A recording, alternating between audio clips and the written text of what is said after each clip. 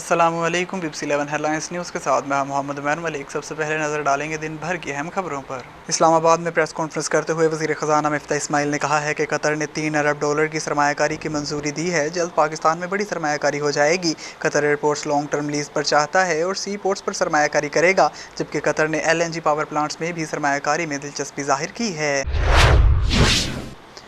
وزیر اعظم شہباز شریف نے سندھ میں سیلاب متاثرہ علاقوں کا دورہ کرنے کے بعد بحالی کے لیے سندھ حکومت کو $15 ارب کی گرانٹ دینے کا اعلان کیا ہے۔ انہوں نے کہا کہ سندھ کے لیے $15 ارب کی گرانٹ میری جیب سے نہیں، عوام کے ٹیکس کا پیسہ ہے۔ اس وقت ریسکیو اینڈ ریلیف کا کام اہم ہے، بحالی کا کام بعد میں ہو جائے گا۔ افواج پاکستان NDMA PDM صوبائی حکومت اور متعلقہ انتظامیہ کارروائیوں میں مصروف ہیں۔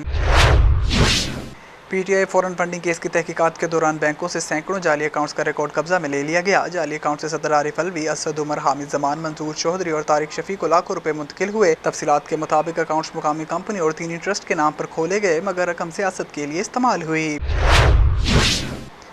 پیٹرولیم مصنوعات کی قیمتوں میں اضافے اور سیلاب اور طوفانی بارشوں کے باعث ایشیا کی سپلائی متاثر ہونے کی وجہ سے ملک میں مہنگائی تاریخ کی بلند ترین سطح پر پہنچ گئی۔ گزشتہ ایک ہفتے کے دوران ملک میں ہفتہ وار مہنگائی کی شرح میں مزید 1.83% اضافہ ہو گیا اور مجموعی شرح 44.58% پر پہنچ گئی ہے۔ موسلادھار بارشوں اور سیلابی صورتحال کے باعث ملک کے بیشتر شہروں میں ریلوے آپریشن بھی معطل ہو گیا۔ وفاقی وزیر ریلوے خواجہ صادر رفیق کا کہنا ہے کہ مسافروں کی زندگیاں اہم ہیں، اس لیے ریلوے آپریشن فوری معطل کر رہے ہیں۔ وفاقی وزیر ریلوے خواجہ صادر رفیق نے ریلوے آپریشن معطل کرنے سے متعلق پریس کانفرنس کرتے ہوئے کہا کہ سیلاب کی تباہ کاریوں سے ریلوے کو $10 ارب کا نقصان پہنچا ہے۔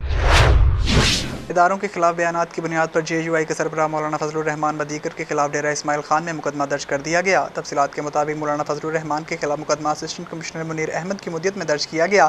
علاوہ ازیں وفاقی وزیر داخلہ رانا ثناءاللہ، مسلم لیگ نون کے قائد میاں محمد نواز شریف، کیپٹن صفدر اور شریک chairman Peoples party Asif Ali Zardari کے خلاف بھی مقدمہ درج کیا گیا ہے۔ متحدہ عرب امارات نے غیر ملکیوں کے لیے 3 زمروں میں گرین اقامہ جاری کرنے کا اعلان کیا ہے، جس میں ویزے کی مدت 5 برس ہوگی، جو قابل توسیع بھی ہے۔ عالمی خبر رساں ادارے کے مطابق متحدہ عرب امارات کی نئی ویزا اسکیم گرین اقامہ متعارف کرائی ہے۔ یہ اسکیم اعلیٰ پائے کے ہنرمند، فری لانسر، سرمایہ کار اور کاروباری لائسنس میں شریک افراد کے لیے ہے۔